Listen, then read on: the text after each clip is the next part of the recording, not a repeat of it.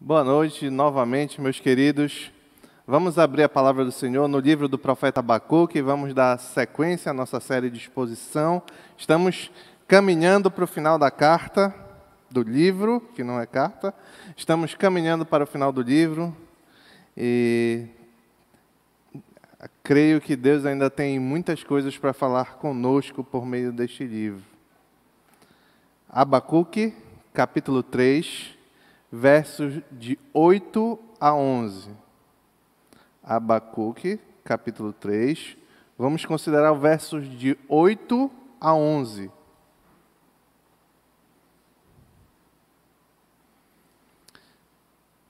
Quando eu estava na segunda série do ensino fundamental, eu mudei de escola.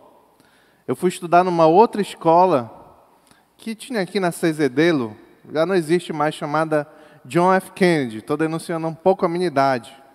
Mas essa escola não existe mais. Mas no meio da segunda série eu fui estudar lá porque eu tinha alguns primos que estudavam lá. Inclusive, abre um parênteses aqui, inclusive foi nessa escola que um aluno lá, que era uma série acima da minha, da terceira ou quarta série, pregou o evangelho e o meu coração foi convertido ao Senhor ali. Fecha parênteses. No primeiro dia em que eu fui estudar nessa escola, eu sofri bullying na fila do hino. Não se surpreendam, acho que alguns aqui já devem ter vivido isso. Mas lá naquela escola, toda segunda-feira, você tinha que entrar na fila do hino, porque todo mundo ficava enfileirado para cantar o hino nacional. Não sei se ainda fazem isso. E ali, eu cheguei cedo para o meu primeiro dia de aula e fiquei logo no primeiro lugar da fila. Maldita ideia. Quando a fila foi começando a crescer, atrás de mim chegou um aluno imenso. Quando eu olhei, eu achava que ele estava 2 séries acima da minha. Mas não, ele era da minha série. E ele começou a implicar, porque aquele aluno já sabia, já era conhecido ali, que o primeiro lugar da fila era dele. E todo mundo deixava isso. Eu era pequeno, novato, ele popular, imenso, e agora? Você já deve imaginar o restante da história. Ele começou a me empurrar até um momento, até que inesperadamente ele sofreu um forte empurrão, quase caiu, coitado. E o que foi? A minha prima, que já tinha umas 3 séries acima da minha, que chegou e foi defender o primo dela. Empurrou ele e ele sofreu quase cai. A partir daquele dia, a minha relação com ele mudou completamente. Porque ele sabia que todo o tempo na escola, a minha prima estava lá. E a presença da minha prima naquela escola tinha 2 significados dependendo do sujeito.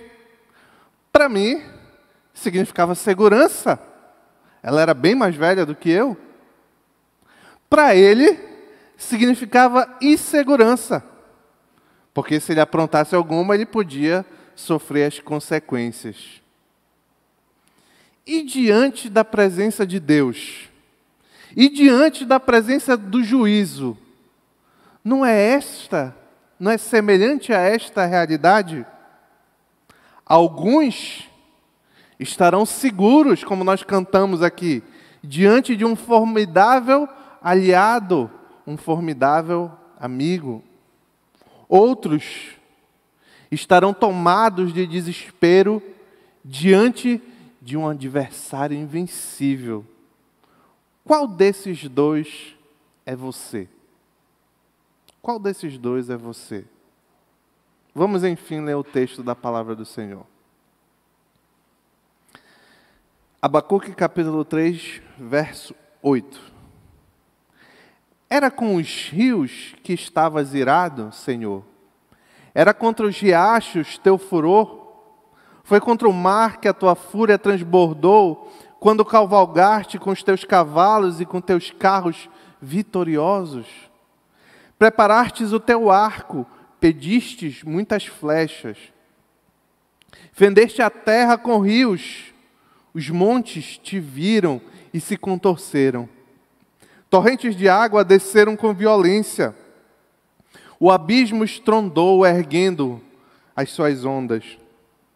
O sol e a lua pararam em suas moradas, diante do reflexo de tuas flechas voadoras, diante do lampejo da tua lança reluzente. Oremos ao Senhor. Pai querido, obrigado, Senhor, pela tua palavra. Que ela nos manifeste sabedoria, Senhor. Que ela nos manifeste direção, para que saibamos viver, Senhor, com segurança diante de Ti, não com temor, Pai. É o que te peço em nome de Jesus. Amém.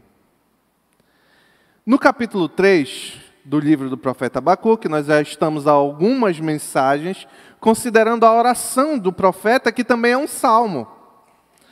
Um salmo que era cantado na congregação do povo de Judá.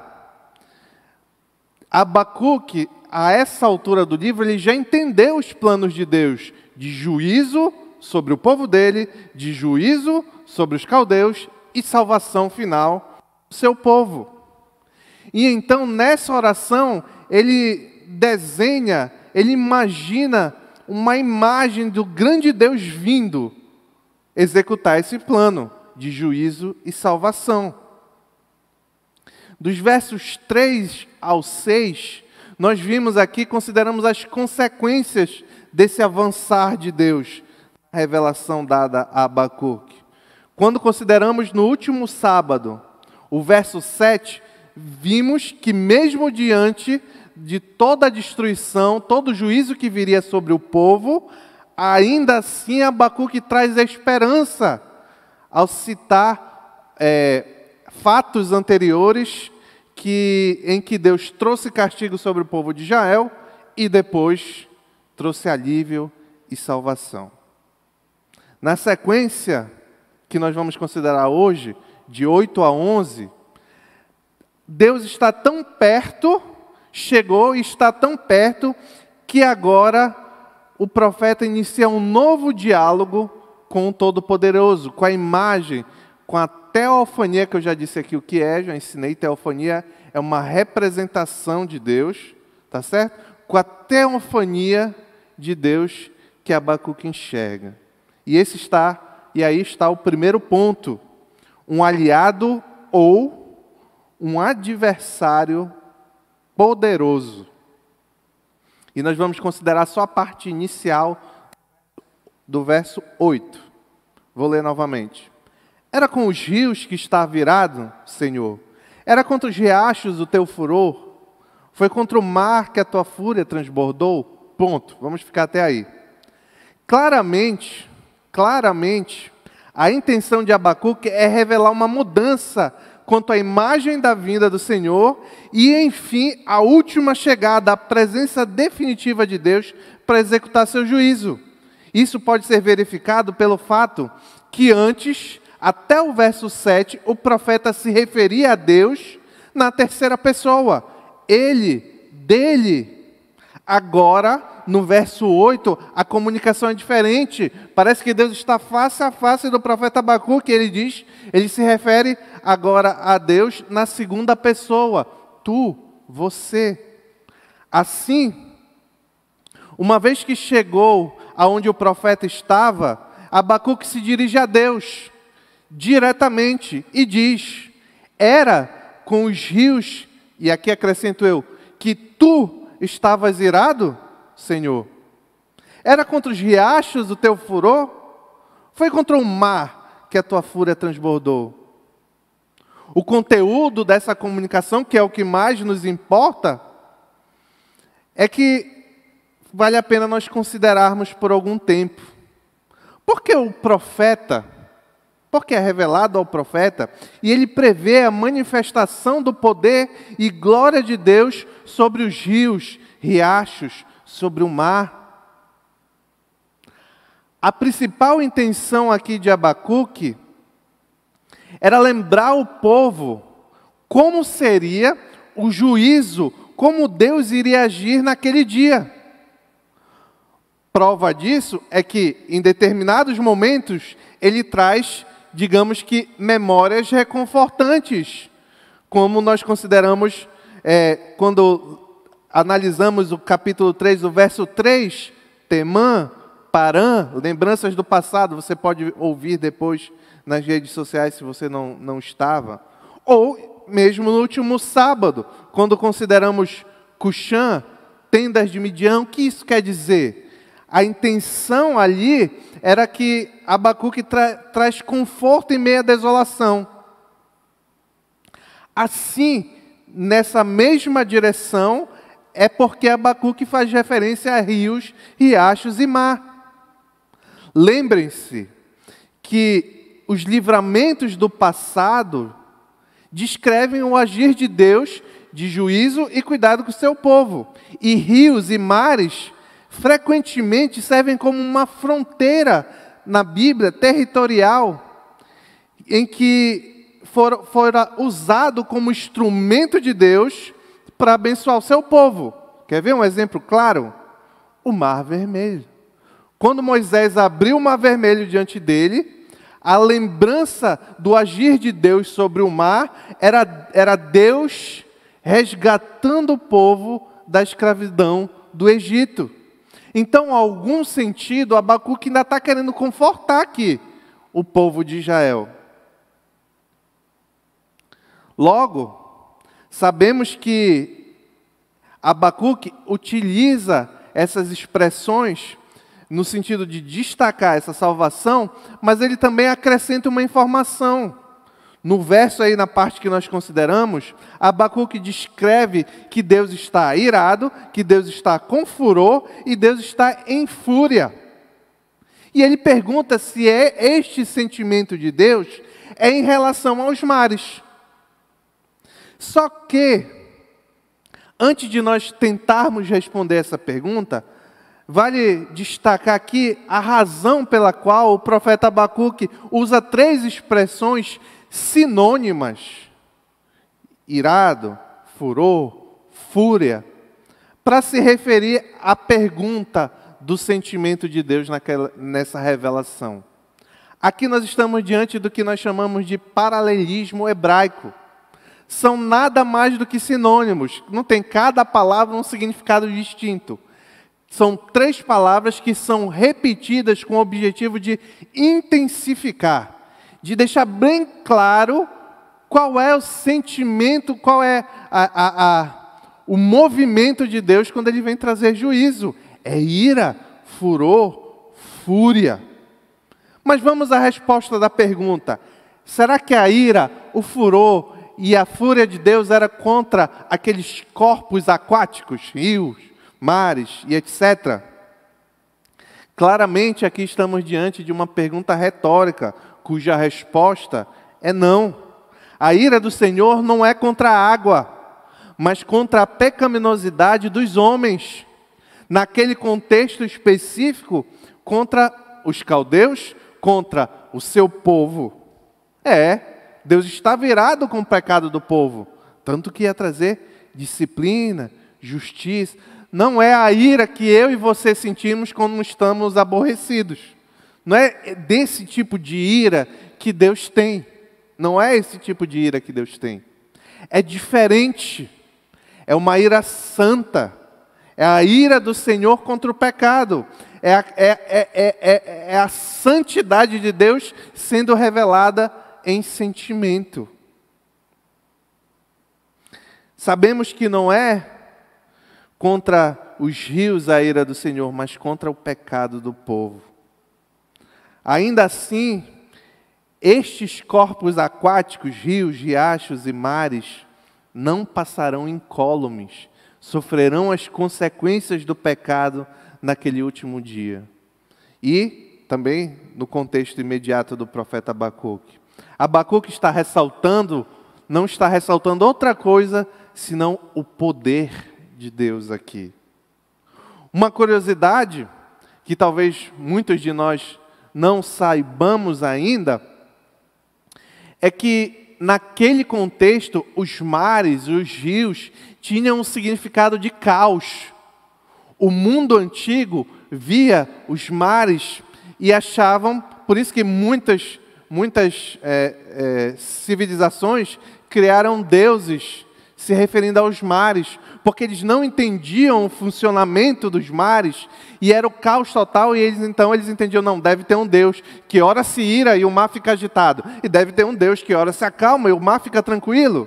Hoje nós entendemos um pouco mais sobre os mares, mas ali naquele contexto representava o total caos.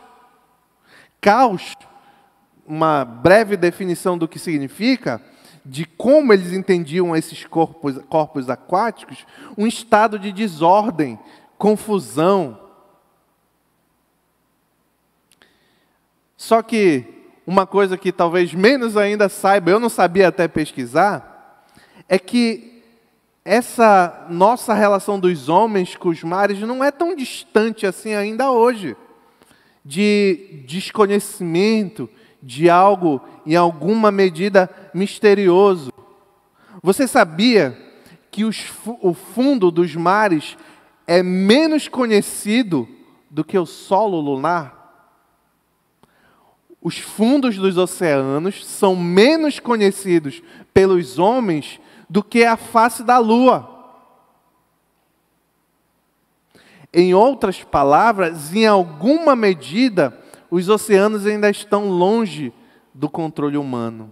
E isso ressalta e destaca ainda mais o poder de Deus. Porque estava naquela época, está hoje, os mares, longe do controle dos homens, mas ainda está sujeito ao poder de Deus. A intenção de Abacuque é revelar o poder de Deus, mostrando o completo controle sobre as coisas criadas, inclusive as mais grandiosas, como os montes. Volta um pouquinho para o verso 6. Quando Deus chega da caminhada dele, a imagem que Abacuque faz, olha o que ele diz. Ele parou e a terra tremeu. Os olhos olhou e fez estremecer as nações. Montes antigos se desmancharam. Colinas antiquíssimas se desfizeram. Os caminhos dele são eternos. Aqui Abacuque está destacando o poder do nosso Deus sobre os mares, sobre os montes. É esse Deus que você serve. É esse Deus pelo que você alega ser filho. Esse é o seu Deus. Não é um Papai Noel qualquer aí pintado. Não é um Deus de energia que ama todas as baboseiras que o mundo diz que é bom. É esse Deus poderoso que é o nosso Deus. É o Deus da palavra. O livro de Apocalipse ratifica o cumprimento do juízo final desse Deus na mesma direção do profeta Abacuque. Abra lá o livro de Apocalipse, quem não sabe é o último da Bíblia. Apocalipse capítulo 16, vamos ler o verso 3, 4, depois eu vou pular para o 12. Olha como Abacuque e João estão em alguma medida profetizando sobre o mesmo acontecimento. Nós sabemos que toda a profecia do Antigo Testamento, ela tem um cumprimento imediato, eu já disse isso aqui, próximo, algo que vai acontecer, como por exemplo, a devastação do povo de Judá pela Babilônia, mas também aponta para um cumprimento final. E agora, quando a gente junta a revelação dada a Abacuque e a revelação dada ao apóstolo João, nós vamos ver que parece que eles estão olhando para o mesmo fato, para o mesmo acontecimento. Apocalipse, capítulo 16, verso 3 e 4. O segundo anjo derramou a sua taça no mar, e este se transformou em sangue como de um morto. E morreu toda a criatura que vivia no mar. Olha como o mar está sendo ferido. O terceiro anjo, no verso 4, derramou a sua taça nos rios e nas fontes, e eles se transformaram em sangue. Pula para o verso 12. O sexto anjo derramou a sua taça sobre o grande rio Eufrates, e secaram-se as suas águas, para que fosse preparado o caminho para os reis que vêm do Oriente. O livro de Apocalipse descreve aí as mesmas intervenções de Deus reveladas pelo profeta Abacuque. Os atos de Deus do passado fornecem a base para uma expectativa com respeito ao futuro. E aqui tem algumas lições, algumas breves lições. Primeiro, tudo que nós ouvimos da palavra do Senhor, não é só para ouvir e entender. É para ouvir, entender e viver. Não existe, a verdade que ficou bem clara aqui, é que não existe nada que fuja ao controle e poder de Deus. Mesmo as coisas que nós consideramos mal. Quem de nós ia considerar bom se os rios secassem e se tornassem sangue? Ninguém. Significa que não está debaixo das mãos de Deus? Não. Porque eu considero mal não significa que algo seja mal.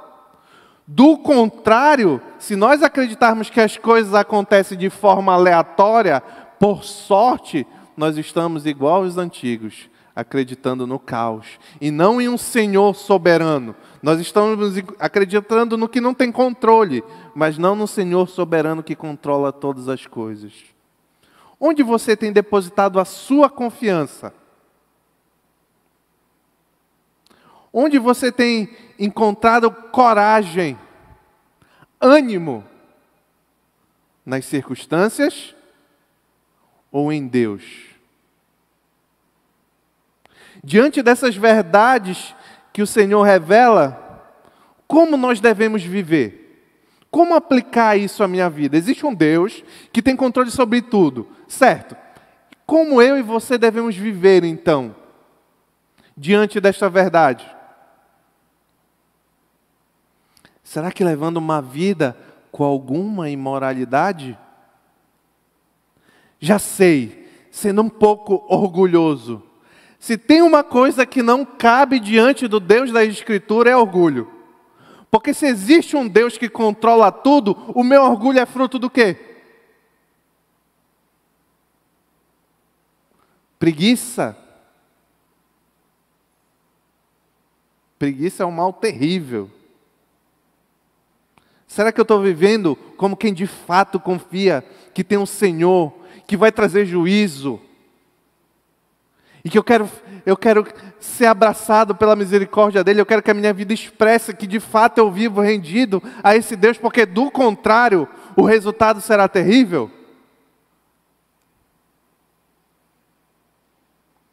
Os grandes mares e oceanos, escute o que a palavra diz, os grandes mares, Oceano Atlântico, Índico, Pacífico e etc. Os grandes mares serão abalados.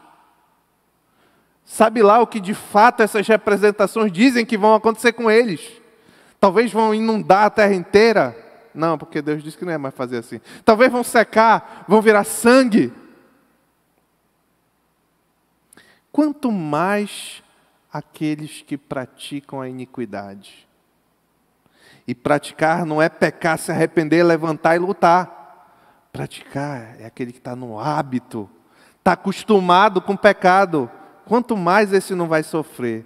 Como consequência de conhecer o único e verdadeiro Deus, nós temos que andar em temor do Senhor. Temor. Saber que é esse Deus que é capaz de fazer todas essas coisas que está constantemente diante de nós. Não é só um temor teórico, é um temor prático. Eu vou mentir aqui? Não. Porque Deus está diante de mim. Eu vou fofocar aqui e falar mal dos outros? Não. Porque Deus está diante de mim. Já sei, eu vou olhar para o corpo da moça tal, XY, eu vou entrar naquele site pornográfico? Não. Porque é esse Deus que está diante de mim. Segundo ponto.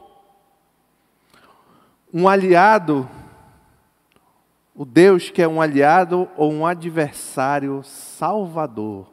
Está na parte final do verso 8. Eu vou ler todo, mas eu vou destacar a parte. Era com os rios que está virado, Senhor.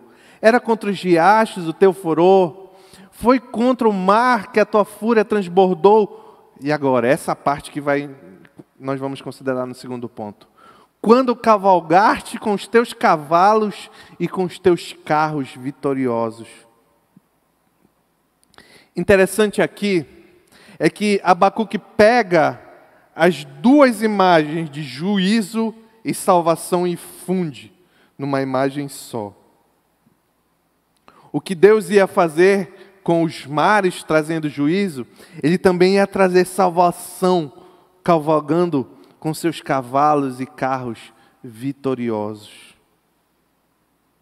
Embora seja o próprio Israel, ou Judá, se você preferir, o principal objeto do juízo iminente ali revelado a Abacuque, o Senhor revela que Ele está perseguindo, prosseguindo com seus propósitos de redenção, ali e sempre. Onde está isso? Porque eu li essa parte do verso, quando cavalgares com teus cavalos e com os teus carros vitoriosos, e estou relacionando isso à salvação, à redenção. A tradução da parte final do verso, quando cavalgares com os teus cavalos e com os teus carros vitoriosos, especificamente a palavra vitoriosos, ou quem tiver com a revista e atualizada vitória, eu entendo que existe uma outra tradução para o termo aí, que faz muito mais sentido à luz do contexto. E eu vou tentar explicar. Das 78 vezes que este termo aí traduzido como vitoriosos ou vitória, para quem tem revista atualizada, das 78 vezes que esse termo aparece no Antigo Testamento, 58 vezes é traduzido como salvação. Salmo, capítulo 3, verso 8. O Senhor é a salvação, e sobre o teu povo a tua bênção. A palavra salvação aqui é a mesma que está traduzida aí na sua Bíblia como vitorioso ou vitória. Vou citar outro exemplo, mas tem, como eu disse aqui, 58 exemplos, mas vou citar mais um. Isaías, capítulo 12, verso 2. Deus é a minha salvação. Isaías 12, verso 2. Deus é a minha salvação. É a mesma palavra. Terei confiança e não temerei. O Senhor, sim, o Senhor é a minha força e o meu cântico. Ele é a minha salvação. É a mesma palavra traduzido como vitorioso ou vitória aí. Inclusive, esta palavra tem a mesma origem no hebraico que é dado ao nome Jesus. Yeshua, gastei todo o meu hebraico, acabou agora. Tem a mesma origem, o mesmo radical dessa palavra. E o nome de Jesus é Jesus porque Ele é o Salvador do seu povo. Por isso, se tiver alguém aqui, por favor, levanta. Alguém tem a versão revista, Almeida, revista corrigida, de 1969? Levanta a mão. Não, ninguém tem, que está muito antigo isso. Mas lá é traduzindo assim o verso 18. Acaso é contra os rios, Senhor, que está irado? Contra os ribeiros foi a tua ira? Ou contra o mar foi o teu furor? Para que andasses montado sobre teus cavalos, sobre os teus carros de salvação. O próprio contexto da oração do profeta Abacuque pode confirmar que a intenção de Deus era salvar o seu povo na imagem dos carros e carruagem. Você vai ver isso no verso 13. Pula para Abacuque, capítulo 3, verso 13, só o iniciozinho. Porque Deus saiu na imagem com os cavalos e com as carruagens? Está aí. Saíste, Deus, tu, Deus, saístes para salvação do teu povo. Dito isto, a intenção do profeta Abacuque é mostrar que Deus vem em um movimento imparável, ainda que diante de circunstâncias terríveis, para salvar o seu povo. Esta imagem dramática de Deus cavalgando como um guerreiro poderoso E carros aparecem várias vezes na Escritura. Vou só citar aqui os textos e depois você pode procurar. Deuteronômio 33, versículo 26. Salmo 68, versículo 18. Isaías, capítulo 66, verso 15. Jeremias, capítulo 4, verso 13. E aí tem diversos textos. A conclusão que podemos chegar então é que a intenção em todo esse versículo 8 de Abacuque não é revelar mais devastação, porque ele já tinha revelado muito bem isso, mas sim destacar que em meio a terríveis juízos, o Senhor age em poder para salvar os seus, e nada, nem ninguém pode resistir à salvação do Senhor. As maiores calamidades estavam para vir sobre o povo de Abacuque, sobre o povo de Judá. Contudo, pela fé, essas circunstâncias duras revelariam o avanço nos propósitos de salvação do Senhor. De modo semelhante, Jesus Cristo alertou para o aumento de tribulação que vai infligir seu povo nos fins dos tempos. Mas nessas circunstâncias, devemos esperar a salvação do Senhor. Vou repetir. De modo semelhante a como Abacuque está fazendo, Jesus também alertou que haveria tribulações que iriam aumentar contra o seu próprio povo no fim dos tempos. Contra nós, os verdadeiros cristãos. Mas essas circunstâncias revelam o que nós devemos esperar, a salvação que vem do Senhor. Mateus, o Evangelho de Mateus, capítulo 24, versículo 29 a 31 diz: imediatamente, Mateus capítulo 24, versículo 29 a 31. Imediatamente após a tribulação daqueles dias, o sol escurecerá, a lua não dará sua luz. Só um parêntese. Olha o que diz o verso 11 lá do capítulo 3. Eu vou voltar para o texto do Evangelho. Olha o que diz, olha como o nosso Senhor Jesus Cristo, como João, depois lá na frente a gente vai ver como Pedro, olham para a mesma imagem que o profeta Abacuque. Isso é lindo, porque revela que os planos do Senhor, do início ao fim, se mantêm eternos. Por isso que Jesus diz, olha, todas as coisas passarão, mas a tua palavra não passará. Olha lá o que diz o verso 11, não está isso aqui, mas olha lá. Capítulo 3, verso 11 de Abacuque. Segura Mateus que a gente vai voltar e olha para o verso 11 de Abacuque. O sol e a lua pararam em suas moradas. Às vezes eu fico todo arrepiado lendo a Bíblia. E agora aqui Jesus diz o quê? Vamos voltar a ler o texto lá do Evangelho de Mateus. Imediatamente após a tribulação daqueles dias, o sol escurecerá e a lua não dará sua luz. As estrelas cairão do céu e os poderes celestes serão abalados. Então aparecerá no céu o sinal do Filho do Homem, e todas as nações da terra se lamentarão e verão o Filho do Homem vindo nas nuvens com poder e grande glória. E ele enviará os seus anjos com um grande som de trombeta. Aqueles mesmos anjos que João estava falando agora. E o que é que os anjos farão? E estes anjos, aqui a salvação revelada, reunirão os seus eleitos dos quatro ventos, de uma a outra extremidade dos céus. Você crê que Deus está operando ainda hoje seus carros e seus cavalos de salvação?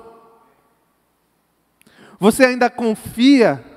Você anda na confiança dos filhos desse grande guerreiro? Ou você é abalado, jogado de um lado para outro diante de notícias ruins? Meus irmãos, quem é o Deus que nós dizemos confiar? Paulo, em 1 Coríntios, capítulo 15, verso 19, muito precioso, você devia marcar na sua Bíblia se ainda não tiver marcado.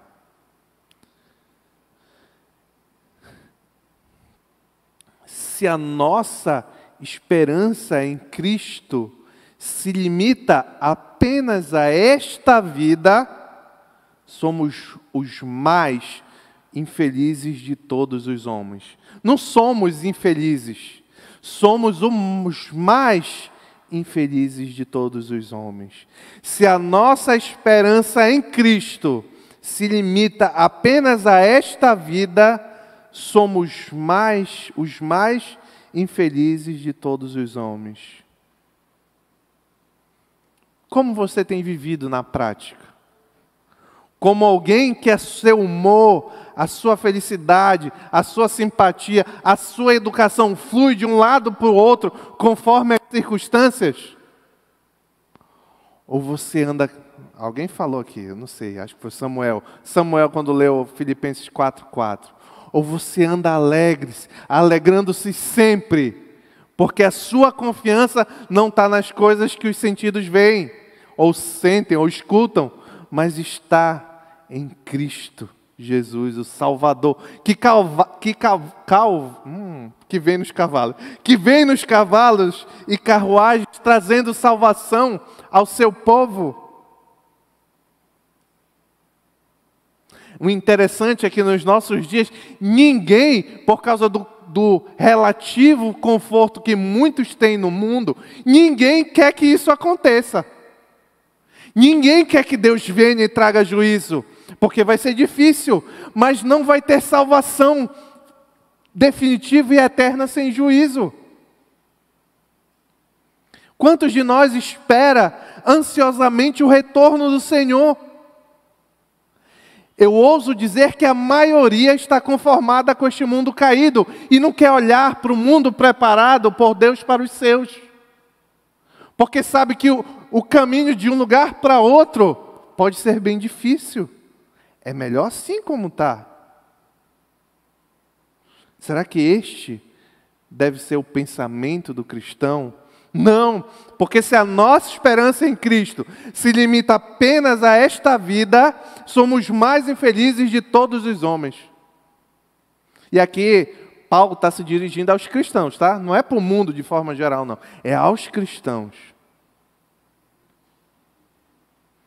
O terceiro ponto que eu queria destacar é um aliado ou um adversário poderosamente armado para a batalha. Verso 9 a 11. Preparastes o teu arco, pedistes muitas flechas, fendestes a terra com rios, os montes te viram e se contorceram, torrentes de água desceram com violência, o abismo estrondou, erguendo as suas ondas, o sol e a lua pararam em suas moradas, diante do reflexo de tuas flechas voadoras, diante do lampejo de tua lança reluzente. Neste momento se torna óbvio que esse Deus que vem numa figura de um guerreiro, que vem para salvar seu povo, não é um personagem comum. Suas armas de guerra são os elementos primitivos da criação. É pouco provável que qualquer adversário, qualquer inimigo, possa resistir aos seus ataques, pois Deus com rios parte a terra. Os montes olham para ele e se contorcem. O que está sendo descrito aqui nesses 3 últimos versos, que nós vamos considerar hoje, não é uma tempestade comum. Porque, observem, que os montes buscam escapar do dilúvio. A menção aqui faz a entender, quando diz assim, o abismo estrondou erguendo as suas ondas, traça a imagem de ondas tão altas que se estendem até a crista dos montes, subindo cada vez mais alto, de modo a revelar o poder e o domínio do Senhor. Nos versos 11, vimos as outras armas usadas por Deus, as flechas voadoras, o lampejo da lança dele, que são capazes de parar o sol e a lua. Nesta fabulosa ordem de fenômenos espetaculares da natureza, o profeta não deixa o leitor ignorar o próprio Senhor em pessoa, por trás desses eventos. Em conclusão, há uns, isso é terrível, aqueles que querem andar na iniquidade, praticando constantemente a iniquidade, mesmo que muitas vezes digam, eu sou cristão. Mas aqueles que querem andar sem lutar, sem resistência, sem clamar ao Senhor na iniquidade, esses temerão certamente aquele dia. Mas aquele justo, não pelas práticas de boas obras, mas aquele justo que vive pela fé, este aguarda esse dia. Porque sabe que mesmo diante das maiores calamidades e destruições, mesmo diante de tudo isso, isto revela a chegada do seu Salvador. A nossa esperança é Jesus Cristo. A sua esperança é Jesus Cristo? Se sim, não ande ansioso ou se lamentando. Deus tem reservado grandes coisas para você. Se não, ande ansioso e preocupado. Porque quando esse dia chegar, e também se você morrer antes desse dia, Deus também tem preparado juízo, condenação e justiça para você. Só existe 2 caminhos e eu já caminho para o final.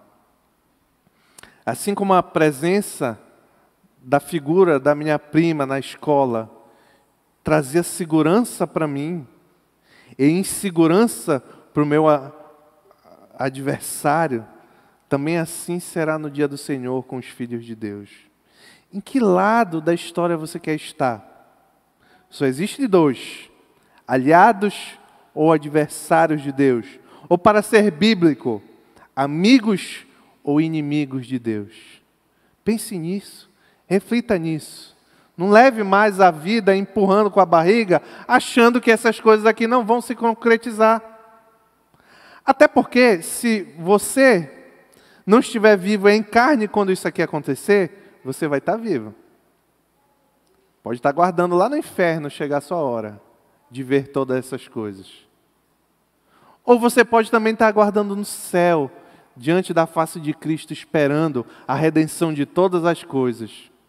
Onde você deseja estar? Onde o seu coração lhe chama a estar?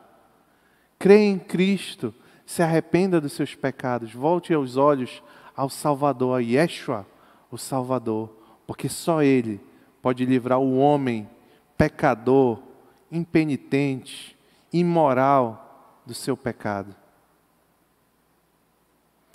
Escutem, e aqui agora é conclusão valendo. Escutem o que Pedro nos aconselha ao escrever sobre o mesmo evento revelado por João, como nós lemos aqui, mesmo evento revelado a João, como nós vimos aqui, revelado a Abacuque, revelado pelo nosso Senhor Jesus Cristo. O mesmo evento, olha o que Pedro diz em 2 Pedro, vamos considerar os versos 10 e 13. Podia até marcar, muita coisa boa aqui nesse texto. 2 Pedro, capítulo 3, verso de 10 a 13. O dia do Senhor, que é o que está sendo revelado aí, juízo, último dia, porém, olha aqui já pode marcar aqui isso aí, virá como ladrão. Como é um ladrão? O ladrão, ele liga para você, olha, daqui a uma semana eu vou assaltar a sua casa. Não, vai chegar quando você menos espera, vai chegar quando eu menos espero. O dia do Senhor, porém, virá como ladrão. Os céus desaparecerão com um grande estrondo. Os elementos, que elementos? Montes, oceanos, serão desfeitos pelo calor. E a terra e tudo que nela há será desnudado. Desnudado, segundo o Arnold me disse aqui, é envergonhado. Visto que tudo assim será desfeito. Que tipo de pessoa é necessário que vocês sejam? Olha, está aqui. Quer saber esperar esse dia? Está aqui a resposta. Vivam de maneira santa e piedosa. Esperando, agora como? Que tipo de espera? é aquele que espera, não, tomara que não chegue mês que vem, porque eu vou fazer vestibular. Mês que vem não dá. Ah, não, tomara que não chegue na semana do meu casamento. É assim que é a espera? Não. A espera é esperando o dia de Deus e apressando a sua vida. Maranata, ora vem, Senhor Jesus. Naquele dia os céus e as terras serão desfeitos pelo fogo, e os elementos se derreterão pelo calor. Todavia, esse mais, como ele é precioso. Todavia, de acordo com a sua promessa, nós, os cristãos, acrescentei eu, esperamos novos céus e nova terra, onde habita a justiça. Você quer estar nesse novos céus e nova terra, que para quem não sabe é este mundo transformado em perfeição sem pecado. Você quer estar nos novos céus e nova terra. Arrependa-se dos seus pecados. Creia no Jesus da Escritura, não da televisão. E que a sua vida reflita diariamente essas verdades. Em nome de Jesus, amém.